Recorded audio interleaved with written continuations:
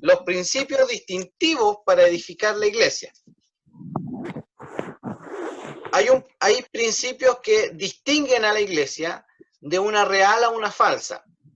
Y todo esto está definido en su fundamento. ¿Ya? Vamos a ver este pasaje de Mateo 16, del 13 al 19. Yo lo tengo en pantalla. Si usted quiere lo puede ver en su Biblia y lo podemos ir leyendo. Dice, viniendo Jesús a la región de Cesarea de Filipo, preguntó a sus discípulos diciendo, ¿quién dicen los hombres que es el Hijo del Hombre? Ellos dijeron, unos Juan el Bautista, otros Elías y otros Jeremías y alguno de los profetas. Él les dijo, ¿y vosotros quién decís que soy yo? Respondiendo Simón Pedro, dijo, tú eres el Cristo, el Hijo del Dios viviente. Entonces le respondió Jesús, bienaventurado eres Simón, hijo de Jonás, porque no te lo reveló carne ni sangre, sino mi Padre que está en los cielos. Y yo también te digo que tú eres Pedro, y sobre esta roca edificaré mi iglesia, y las puertas del Hades no prevalecerán contra ella. Y a ti te daré las llaves del reino de los cielos, y todo lo que atares en la tierra será atado en el cielo, y todo lo que desatares en la tierra será desatado en el cielo. Entonces, en este pasaje, primordialmente, Jesús les pregunta cuál es la versión que tiene que tiene la gente, aquellos que le siguen, ¿cierto?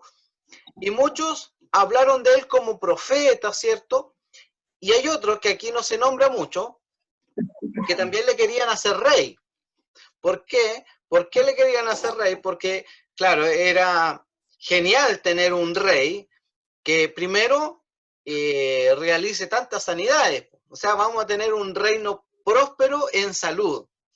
También un rey que quisiera o que pudiera darles todo lo que necesiten, como lo que pasó con la multiplicación de los panes y los peces. Entonces, viendo todos estos antecedentes, a cualquiera le gustaría tener un rey así, para cuyo reino pueda prosperar bajo su mano, ¿ya? Entonces, por eso mismo vemos en la Biblia, cuando él va entrando y lo comienzan a adorar, en este caso como proclamándolo rey, ¿ya? Entonces, en este pasaje, primordialmente, ahora él acude directo a ellos para saber cuál es la idea o el concepto que él tienen de él mismo, de Jesús, ¿ya? Entonces, aquí Simón Pedro proclamó algo y les dijo, tú eres el Cristo, el Hijo del Dios viviente. Esta respuesta que dio el apóstol Pedro es crucial para nosotros como cristianos, como iglesia, ¿ya? Es crucial con nosotros como iglesia. Más adelante vemos, y le dice, bienaventurado eres Simón, ¿sí? Porque eso que tú acabas de decir, no te lo reveló ni carne ni sangre, sino mi Padre que está en los cielos. Entonces, el convencimiento, ¿ya?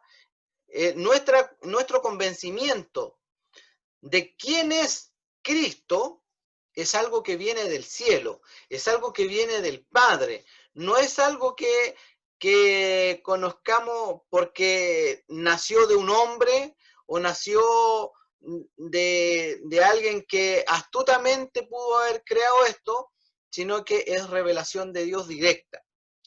sin esa revelación, nosotros no hubiésemos nunca podido conocer a Jesucristo.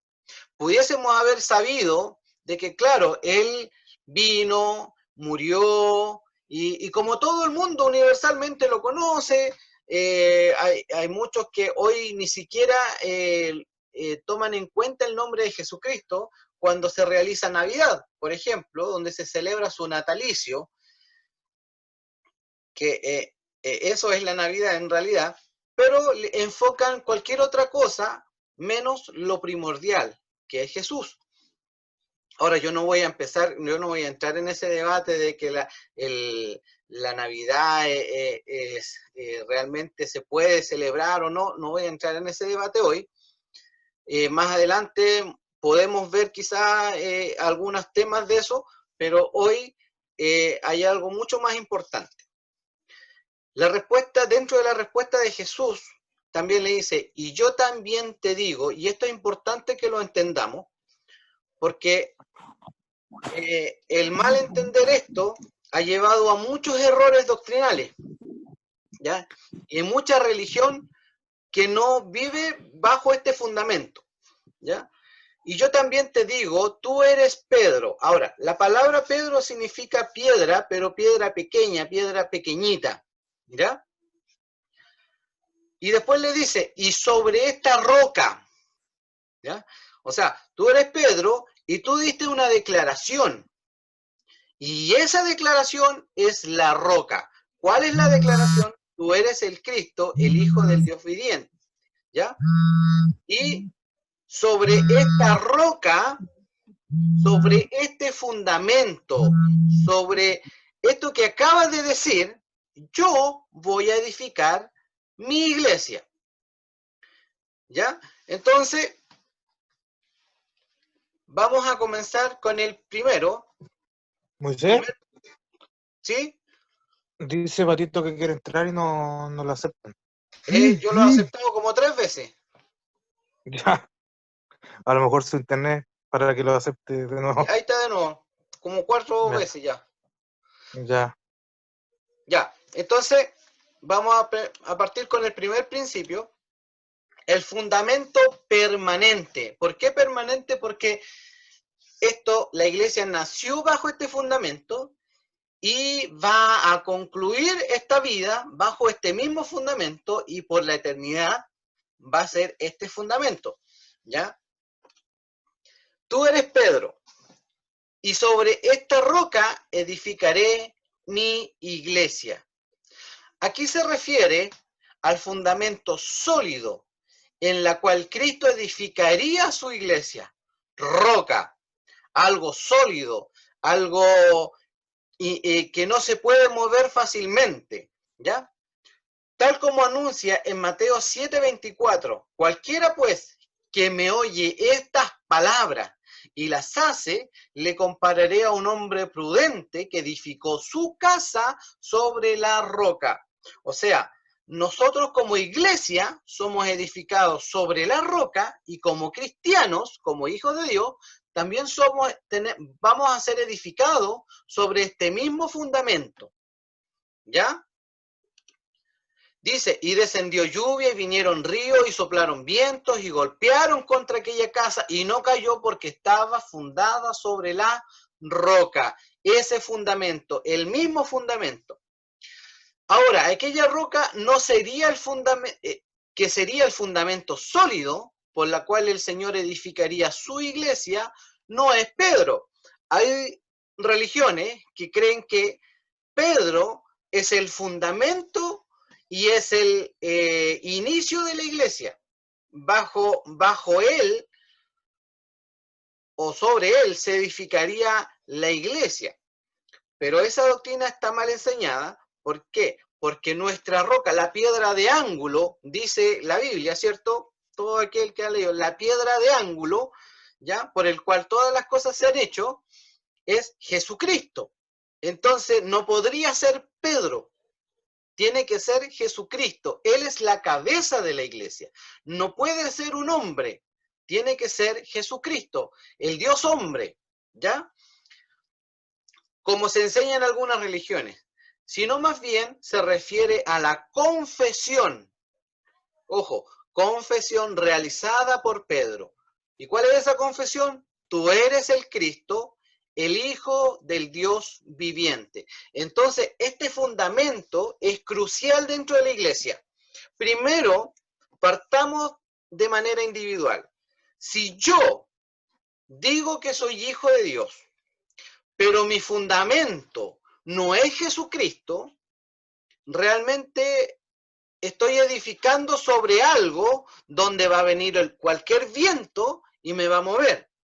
Va a venir el agua, ¿cierto? Y me va a botar. Entonces, estoy fundado sobre algo débil, frágil. ¿Ya? Muchos, ¿por qué asisten a la iglesia y qué creen que a la iglesia? Van a la iglesia, ¿por qué? Porque se les promete sanidad, por ejemplo, o a otros se les promete que van a ser prosperados. Entonces, su fundamento no es congregarse para conociendo a Cristo o para exaltarle a Él, que vamos a ir viendo eso. Ellos asisten a la iglesia netamente por algo personal. ¿Ya? Y que normalmente lo que ocurre es que una vez que se consigue lo que yo estoy buscando, me olvido. Me olvido de todo, pues ya recibí lo que necesitaba. Pero el cristiano no. El cristiano nace bajo el fundamento de que Jesucristo es el Hijo de Dios y es edificado sobre ese fundamento, y también la iglesia. La iglesia crece sobre ese mismo fundamento. Entonces, si nosotros vemos que nuestro fundamento como hijo de Dios es algo distinto a esto, distinto a Jesucristo, estamos mal. Estamos mal.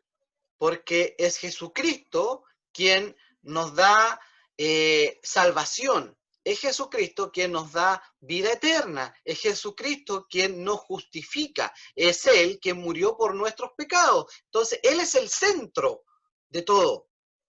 ¿Ya? No por nada Dios lo puso por sobre todas las cosas y lo puso como cabeza sobre la iglesia, como decíamos en Efesios, en los pasajes anteriores. Entonces, nuestro fundamento crucial, ¿por qué estoy haciendo harto énfasis en esto? Porque este fundamento es esencial. Nosotros podemos variar en algunas cosas o en algunas doctrinas que no son fundamentales, pero esta es una doctrina fundamental, es una de las doctrinas fundamentales y es la principal, ¿ya? Todos podemos aprender mucha doctrina, pero si no tenemos esto asimilado en nuestra vida, tenemos un mal fundamento. Estamos siendo edificados bajo algo que no es sólido. ¿Ya? Vamos a continuar. Este fundamento es para siempre. ¿Ya? Aquí no hay que dura un tiempo y después no, es para siempre, como lo dijimos al principio. Es para siempre. Ahora, bajo este fundamento también, nosotros vemos la involucración personal, ¿ya? Cristo prometió su involucración personal, o sea, Él se comprometió a edificar la iglesia. Él va a edificar su iglesia. Nosotros somos la iglesia de Jesucristo, ¿ya? Entonces somos edificados y vamos creciendo porque Jesucristo mismo está comprometido personalmente con su iglesia. Él es un líder presente, no ausente. No lo vemos, pero está presente. ¿Ya? Cristo, podemos ver esto en varios pasajes, Cristo está con su pueblo. En Mateo 28:20 dice, enseñándoles que guarden todas las cosas que os he mandado, y he aquí yo estoy con vosotros todos los días hasta el fin del mundo. Amén. Entonces, Jesucristo está con nosotros siempre. No está con todo el mundo, sino con aquellos que son sus hijos. ¿Ya? Cristo está con ellos, con sus hijos. Colosenses 1:27. A quienes Dios quiso dar a conocer las riquezas de la gloria de este misterio entre los gentiles, que es Cristo en vosotros, la esperanza de gloria. Entonces, nosotros, Él, podemos ver en este pasaje que Él está con nosotros y Él es nuestra esperanza. Cristo en vosotros, así dice Pablo. Constantemente en medio de su iglesia. Y esto lo podemos ver en Apocalipsis, ¿ya? Vamos a leer Apocalipsis 1:12 y dice, y me volví para ver la voz que hablaba conmigo, y vuelto vi 7 candeleros de oro, y en medio de los 7 candeleros a uno semejante al Hijo del Hombre, vestido de una ropa que llegaba hasta los pies, y ceñido por el pecho con un cinto de oro. ¿Qué podemos ver en Apocalipsis los primeros 3 capítulos? Vemos que Jesús se le presenta a Juan, ¿ya? Y en visión, él ve 7 candeleros de oro. Ahora, esos 7 candeleros, la misma palabra dice que representan a la iglesia, ¿ya? Y bajo esos 7 candeleros, él también le dice que hable a la iglesia. Y vemos ahí una predicación diferente a cada una de sus iglesias. ¿Qué nos quiere decir esto? Que Él está constantemente en cada uno de los lugares donde se reúne la iglesia como iglesia, ¿ya? Porque nos podemos reunir de repente para comer algo, o nos juntamos algunos en algún lugar, no sé, puede pasar eso, pero realmente nos juntamos como iglesia cuando somos convocados como iglesia. O sea, eso ocurre cuando nos reunimos en los templos. Entonces, ahí está la iglesia reunida. Entonces, él, ¿qué es lo que hace? Hace una evaluación de todo lo que ocurre dentro de la iglesia, en estos pasajes. Él se pasea y mira y le dice, mira, en esto estás bien, pero en esto otro estás mal, ¿ya? Entonces, todas estas cosas, y le dice, tienes que mejorar en esto y en esto y en esto. Entonces, Jesús, por su palabra, nosotros cada vez que nos reunimos y su palabra nos habla, ¿qué es lo que está? Perfeccionándonos, porque él mismo nos habla. Hay un pasaje donde el apóstol Pablo habla, dice, ¿cómo creerán a aquel de quien no han oído o a quien no han oído? Entonces, este pasaje, esto ya lo hablé, no me acuerdo si fue la clase anterior o en la escuela dominical, pero el decir a quien no han oído, habla de que cuando nosotros predicamos el evangelio de Jesucristo, no están directamente escuchando, claro, nosotros escuchamos la voz del predicador, pero directamente están escuchando, es Cristo quien habla, ¿ya? A eso se refiere ese pasaje. Entonces podemos ver una involucración personal en la edificación de la iglesia. Vamos a avanzar. Expectativa positiva.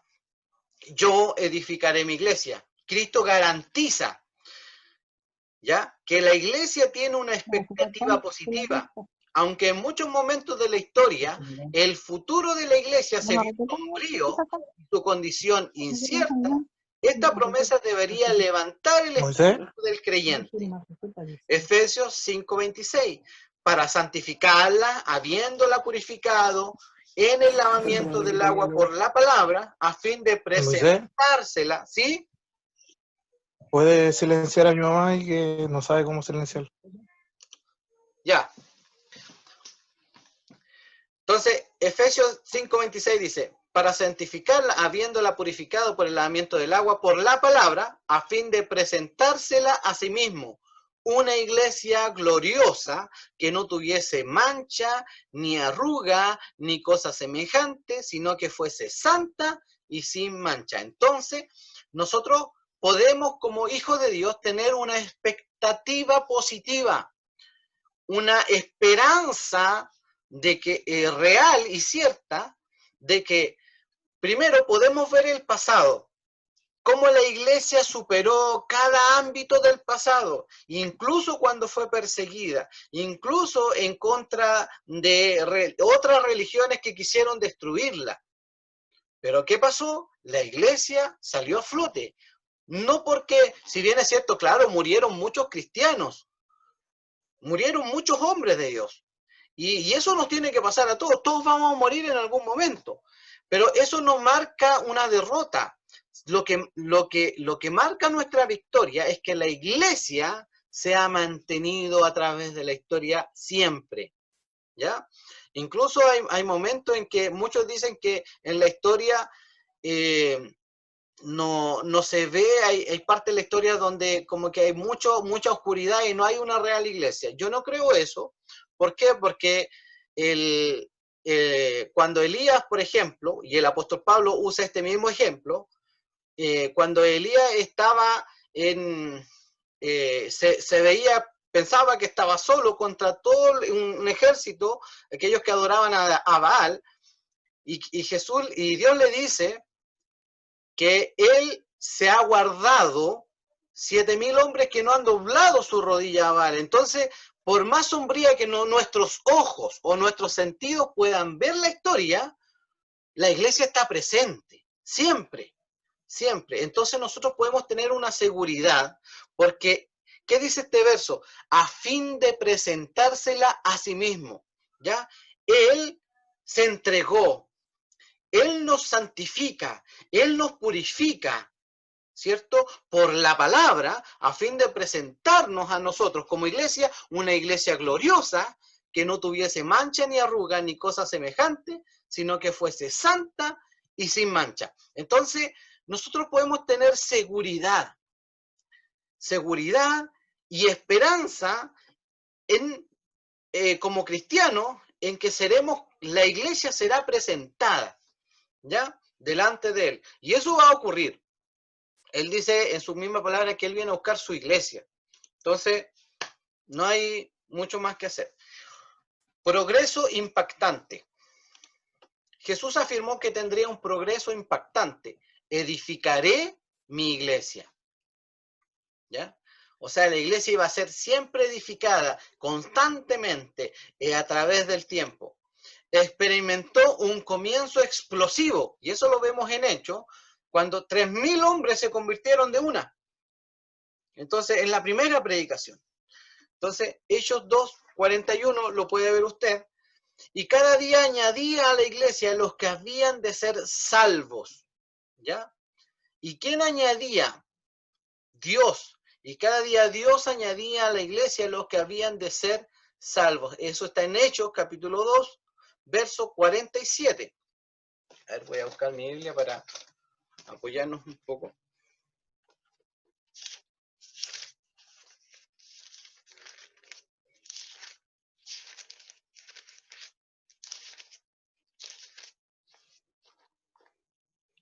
Hechos 47. Hechos 2:47 dice, alabando a Dios y teniendo favor con todo el pueblo, y el Señor añadía cada día a la iglesia los que habían de ser salvos. Nosotros, si bien es cierto, nosotros tenemos como principio y como orden el predicar el evangelio. Pero es Dios, es el Señor quien añade. Si nosotros estamos en la iglesia o somos parte de la iglesia, es porque el Señor nos añadió a la iglesia. No es porque somos súper geniales y nos dimos cuenta. No, no, no. Si Él no abre nuestros ojos, lamentablemente nosotros no somos capaces de ver lo que está bajo nuestra propia nariz. Entonces, Él es superior en todo. ¿Ya? En el Nuevo Testamento vemos el alcance de la iglesia en el primer ciclo. Y eso lo podemos ver en las cartas a cada iglesia. Vemos muchas cartas que están en el mismo Nuevo Testamento. Romanos, Gálatas, Corintios, Hebreos, Filipenses, Efesios, Colosenses, a los Hebreos. Entonces, tuvo un alcance. Y esto vemos que esto fue en el primer siglo recién. Entonces, vemos que la iglesia fue creciendo y su comienzo fue explosivo. También pagada en su totalidad. Y este es un fundamento, ¿ya? Esto es importante que lo veamos porque este es un fundamento, de lo cual nosotros tenemos que estar seguros. Porque si no hay seguridad de esto, no vamos a tener un crecimiento adecuado y vamos a vivir siempre con el miedo de que si somos o no somos hijos de Dios. ¿Ya? Cristo compró la iglesia con su propia sangre. ¿Ya? Cristo es Señor, nosotros sus siervos. Aquí hay otro pasaje que dice, os saludan todas las iglesias de Cristo. Nosotros somos de Cristo. El que Él nos haya comprado, eso nos hace que nosotros como iglesia somos de Cristo. ¿Ya? Y esta le pertenece únicamente a su Redentor, no a personas particulares. En 1 Corintios, eso está capítulo 3, verso 23 y 6, 19 al 20. Ahí sí. ¿Pasó algo? Parece que se cortó un poquito. ¿Ya? ¿Ahora sí me escuchan? Sí, ahora sí. Ya. Entonces, 1 Corintios 3, 23. 3:23 dice, y vosotros de Cristo y Cristo de Dios. Tan corto como eso, pero esto es importante que lo tengamos en cuenta. La iglesia fue pagada en su totalidad, o sea, cada integrante de la iglesia fueron pagados todos sus pecados. Todos, todos, todos. No hay... ¿Me escuchan bien, cierto? Sí, sí, sí. ¿Sí? Ya. No hay ningún cristiano en el cual Cristo no haya pagado sus pecados. No es que Dios pague los pecados de uno en un solo momento y después de ahí en adelante tú ves cómo te las arregla. No, Él pagó todos nuestros pecados. Él nos añadió y nos justificó. ¿Con qué? Porque Él tuvo una vida perfecta. Y bajo esa vida perfecta, Él nos justifica. Él impone su justicia en nosotros para que nosotros podamos vivir en Dios, estar reconciliados con Dios. Él nos reconcilia con Dios. Entonces, este es un fundamento importante para que usted y yo tengamos seguridad, ¿ya? De que Cristo pagó en su totalidad, ¿ya? Nuestros pecados, todos nuestros pecados. Entonces, es algo completamente cierto y que no es, no se debiera de ir en contra de esta doctrina. Cristo es la cabeza de la iglesia y eso lo podemos ver en Efesios 1:22 y 5:23. Vamos a Efesios, Corintios, Gálatas, Efesios 1:22. Dice, y sometió todas las cosas bajo sus pies y lo dio por cabeza sobre todas las cosas a la iglesia. Y 5:23 dice, porque el marido es cabeza de la mujer, así como Cristo es cabeza de la iglesia, la cual es su cuerpo y él es su salvador. Entonces él pagó por ser cabeza, para ser cabeza de la iglesia, él pagó por nuestros pecados, ¿ya? Él es nuestra cabeza, él es nuestro líder y nosotros somos siervos de él, ¿ya?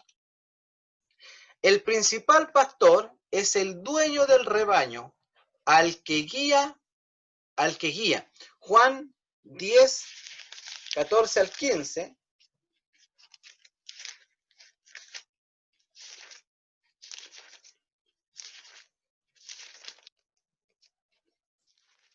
Juan 10, 14 al 15. Dice, yo soy el buen pastor y conozco mis ovejas y las mías me conocen. Así como el Padre me conoce y yo conozco al Padre y pongo mi vida por las ovejas, también tengo otras ovejas que no son de este redil, aquellas también debo traer y oirán mi voz y habrá un rebaño y un pastor. O sea, la iglesia es el rebaño y Cristo es nuestro pastor. ¿Ya? Hasta el verso 15. Bueno, nos pasamos, pero hasta ahí ya tenemos el mismo fundamento. Entonces, podemos ver que la iglesia fue pagada en su totalidad por la sangre de Cristo.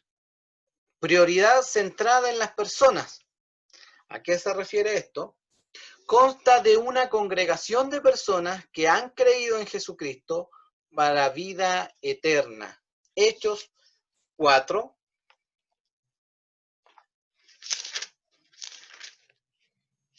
Hechos 4, verso 32. Y la multitud de los que habían creído era de un corazón y un alma, y ninguno decía ser suyo propio nada de lo que poseía, sino que tenían todas las cosas en común. Entonces, la congregación está centrada en las personas, su prioridad. Jesús usa piedras vivas, ¿ya? A esto se refiere, por ejemplo, piedras vivas, usamos el mismo ejemplo de la edificación. Tenemos el fundamento y la iglesia está edificada con piedras vivas, o sea, personas. Eso está en 1 de Pedro 2.5. Pedro.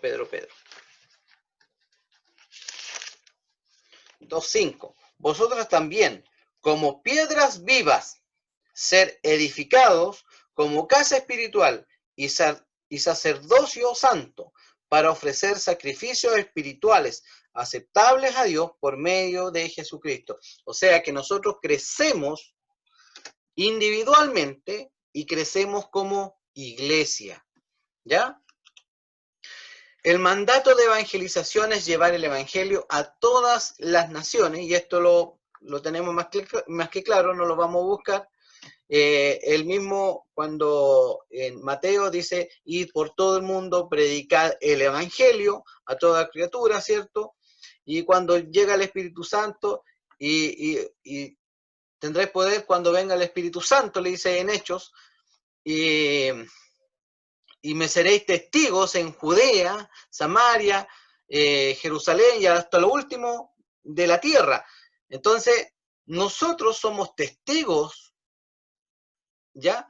Que evangelizamos a través de nuestro testimonio. ¿Cuál testimonio? De que Jesucristo nos libró de la muerte y de la condenación, ¿ya? Y hoy somos hijos de Dios. Ese es nuestro testimonio.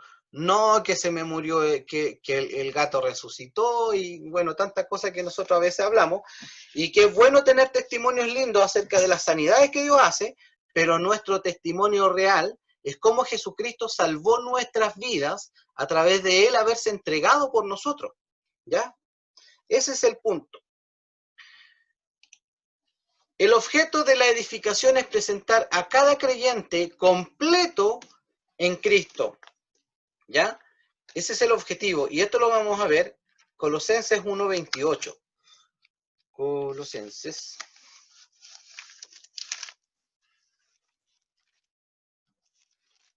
Colosenses 1:28.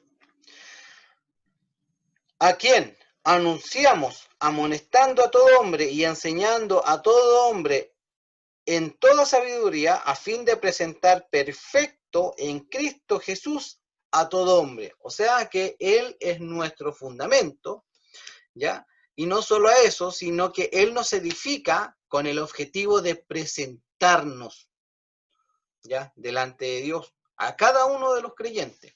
Entonces, la iglesia es, podemos hablar en plural, pero nosotros individualmente también crecemos y vamos a ser presentados delante de Dios, ¿ya? ¿Por qué? Porque somos edificados, ¿ya? Y la promesa de éxito, ¿ya? Esto es, ya creo que es lo último. Jesús prometió el éxito de la iglesia.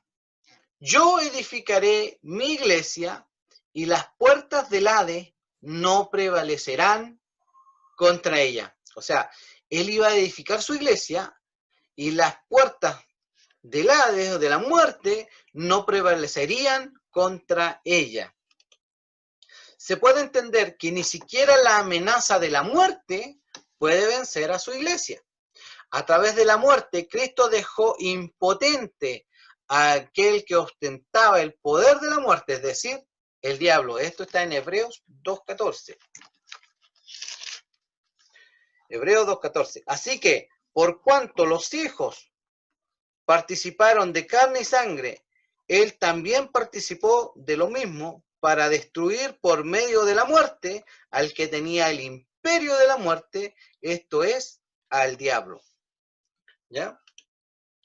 Pablo escribió un cántico de victoria a la iglesia de Corintios, y cuando esto corruptible se haya vestido de incorrupción, y esto mortal se haya vestido de inmortalidad, entonces se cumplirá la palabra que está escrita: sórbida es la muerte en victoria. ¿Dónde está, oh muerte, tu aguijón? ¿Dónde, oh sepulcro, tu victoria? Ya que el aguijón de la muerte es el pecado, y el poder del pecado, la ley, mas gracias sean dadas a Dios, que nos da la victoria por medio de nuestro Señor Jesucristo. ¿Ya? Y aquí habla de lo que acontecerá con cada cristiano cuando Él venga por su iglesia. No vamos a entrar en escatología, hay diferentes tipos, hay diferentes ideas, unas muy cercanas a la palabra de Dios y otras que son ideas que no tienen mucho fundamento bíblico, pero nacieron. Entonces, hay mucho tema y eso habría que verlo como escatología, no como iglesia. Hoy vamos a ver estos puntos cruciales que son la promesa del éxito. Nosotros, como iglesia, vamos a tener éxito, no porque nosotros seamos súper geniales o que haya una capacidad súper especial en nosotros. Bueno, somos capacitados por el Espíritu Santo que está en nosotros. Eso nos da el poder para poder vencer el pecado que aún reside en nosotros. Y eso está más que claro. Nosotros debemos andar en santidad y buscar la santidad. No buscamos la perfección, no la vamos a tener hasta que seamos, hasta que después de nuestra muerte. ¿Ya? Porque aún está el pecado residente en nosotros, es como el residuo, lo que queda del pecado en nosotros, y cada día que vamos creciendo en la palabra de Dios, crecemos en santificación. Entonces cada día se va quedando menos pecado en nosotros, pero no por eso podemos hacer un alto a la retaguardia, sino que tenemos que tener cuidado siempre, velar y guardarnos, ¿ya? Pero aquí tenemos la promesa del éxito, de que Él va a edificar la iglesia y nada nos va a apartar de la promesa de Cristo. Dice, en lo cual Pablo estaba muy convencido que en la muerte ni principado, ni potestad, ni lo alto, ni lo profundo lo podrá apartar del amor de Dios que es en Cristo Jesús. Entonces, si el amor de Cristo está en nosotros, nosotros podemos tener seguridad de que primeramente nosotros individualmente vamos a tener éxito, ¿ya? Y segundo lugar, vamos a tener algunas caídas, eso puede ocurrir, y va a ocurrir en algún momento alguien de nosotros puede tener una caída. Pero si somos hijos de Dios, nos vamos a levantar y vamos a continuar, ¿ya? Tampoco hay que usar esto como excusa para decir, utilizándolo para estar pecando continuamente. No, esto no es para usarlo como excusa, sino que es lo que la palabra de Dios enseña para que nosotros nos levantemos cuando caigamos, pero no es que andemos buscando caer, ¿ya? No andamos buscando las tentaciones, son las tentaciones las que vienen a nosotros. La idea es que nosotros no busquemos las tentaciones, no debiéramos hacer eso. Entonces, Pablo habló a través de un cántico, cómo la iglesia tendría victoria. Y le dijo Jesús, yo soy la resurrección y la vida. El que cree en mí, aunque esté muerto, vivirá. Y esto está en Juan 11:25. Entonces, en este verso podemos darnos cuenta de que Él es la resurrección en la vida. El que cree en mí, pero tiene un concepto de mí, Jesús, que bueno, correcto, que es el fundamento. Eres el Cristo, el Hijo del Dios viviente, y aunque se esté muerto, ese hombre vivirá.